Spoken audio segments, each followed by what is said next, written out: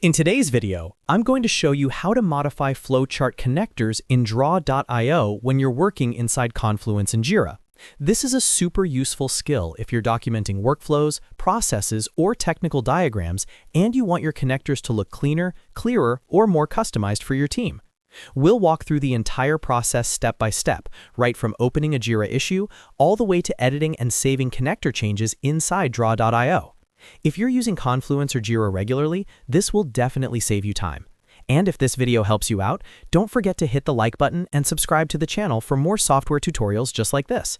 All right, let's jump right in. First, log into your Jira account and navigate to your project board. From here, click on your team or project where the task is located. This ensures you're working in the correct space where your diagram is stored. Once you're inside the project, go ahead and click on the specific task or issue where you want to add or edit a draw.io diagram. This opens the issue details view. Next, look for the Actions option within the task. The Actions menu gives you access to additional tools and integrations connected to Jira. Click on Actions, and from the drop-down menu, select Add Draw.io Diagram. This will launch the Draw.io editor directly inside Jira or Confluence, depending on where you're working. Now, if you already have an existing diagram, select the chart you want to edit. If this is a new diagram, you can create one from scratch, but for this tutorial, we're focusing on modifying connectors in an existing flowchart.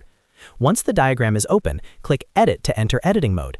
Inside the Draw.io editor, select the connector or edge that you want to modify. When the connector is selected, you'll see styling options appear, usually on the right-hand panel or in the top toolbar.